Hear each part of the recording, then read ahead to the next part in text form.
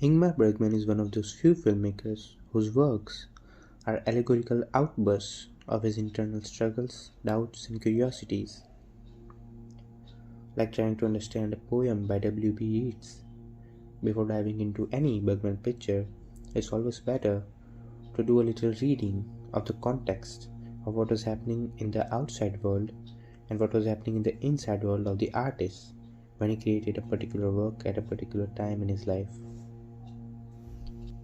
In his autobiography, Images My Life in Film, Bergman wrote, "As far back as I can remember, I carried a grim fear of death, which during puberty and my early 20s accelerated to something unbearable.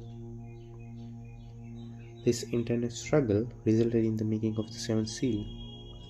He wrote, "The fact that I, through dying, would no longer exist, that I would walk through a dark portal, that there was something that I could not control, arrange, or foresee, was for me a source of constant horror. That I plucked up my courage and depicted death as a white clown, a figure who conversed, played chess, and had no secrets, was the first of my struggles against the monumental fear of death."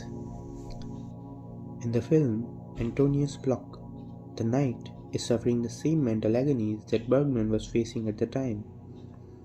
The constant swinging between faith and doubt. After the Crusades, both the knight and squire were not the religious fanatics they most probably were before embarking upon these crusades. After seeing and participating in these mass killings and seeing the inherent stupidity of it all, both the knight and the squire had descended from religious fanaticism. The squire had become a complete cynic and an atheist, whereas the knight was struggling with his doubts. He certainly can't remain the ignorant fanatic he once was, and he also can't become an outright atheist, because that would for him mean hopelessness, darkness, oblivion. We can see him expressing his doubts in the confessional. Är det så grunt otänkbart att fatta Gud med sina sinnen? Varför ska han gömma sig i en dunstkrets av halvuttalade löften och osedda under? Hur ska vi kunna tro på de troende när vi inte tror själva? Vad blir det av oss som vill tro men inte kan? Och vad blir det av dem som varken vill eller kan tro? Varför kan jag inte döda Gud inom mig? Varför lever han vidare inom mig på ett smärtsamt och förebyggande sätt, trots att jag förbannar honom och vill vräka ut honom ur mitt hjärta? Varför är han trots allt en jäckande verklighet som jag inte kan bli kvitt? Hör du mig? Jag hör dig. Turns out the priest in the confessional is death himself. This is one of the central ideas of this film.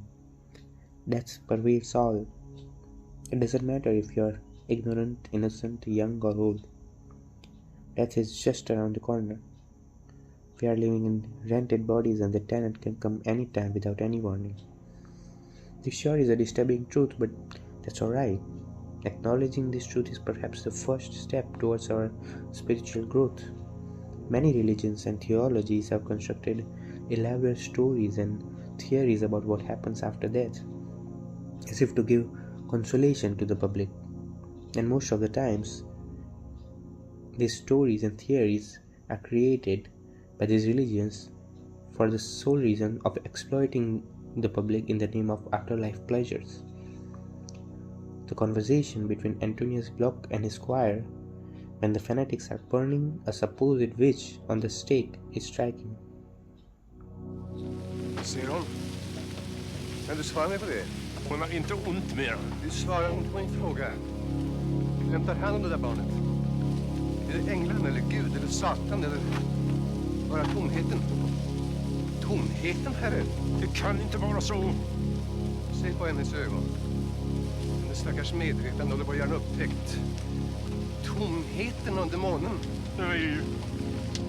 Vi står maktlösa med hängande armar. För vi ser det hon ser. Vår skräck och hennes ensamma. Det lilla barnet.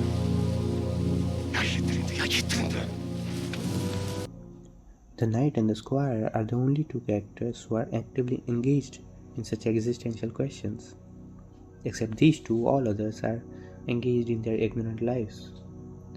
Yoff and Mia, almost like Adam and Eve, live simply, eating what they find, and we never find them introspecting or actively engaged in anything not to do with daily life. That is, if we discount Joff's vision he sees from time to time.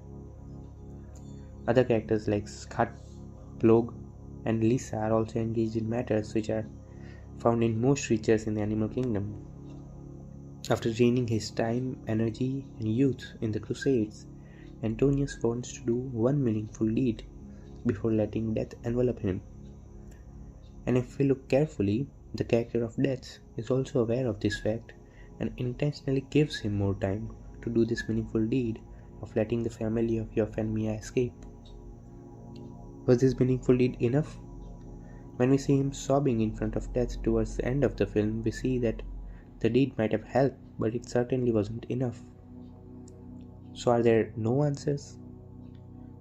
Well, as I see it, this film suggests that we have the answers already, but those answers have not emerged from conscious observations, but from overconfident ignorance.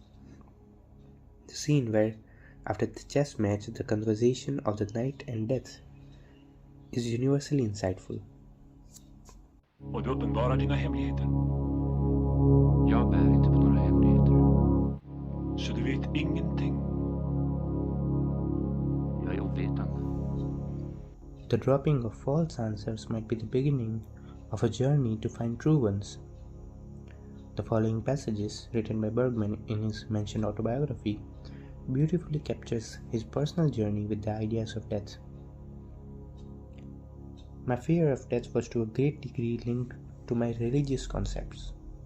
Later on, I underwent minor surgery. By mistake, I was given too much anesthesia. I felt as if I had disappeared out of reality. Where did the hours go? They flashed by in a microsecond. Suddenly, I realized that is how it is, that one could be transformed from being to not being. It was hard to grasp, but for a person with a constant anxiety about death, now liberating. Yet at the same time, it seems a bit sad. You say to yourself that it would have been fun to encounter new experiences once your soul had a little rest and grown accustomed to being separated from your body. But I don't think that is what happens to you. First you are, then you are not. This I find deeply satisfying. That which had formerly been so enigmatic and frightening, namely what might exist beyond this world, does not exist. Everything is of this world.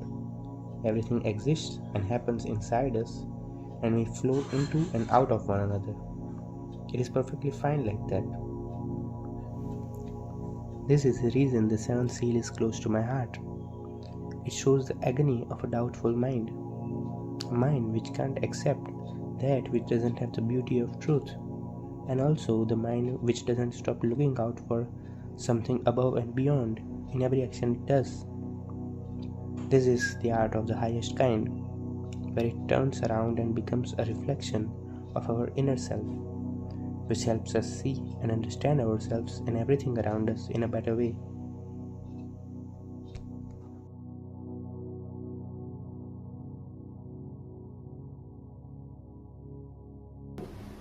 You know, I'm very afraid of the most of things that exists in this world, and especially I was very afraid of death.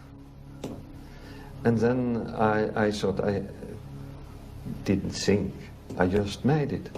I wrote this seventh seal, and the seventh seal is about death the whole time. Death turns up right at the very beginning of the film. Yeah. Death is present the whole time in this picture, and everybody in this picture reacts differently to death. And after that picture, of course, I still think very much about death, and so. But after that picture, it's not an obsession anymore. I just can live with it.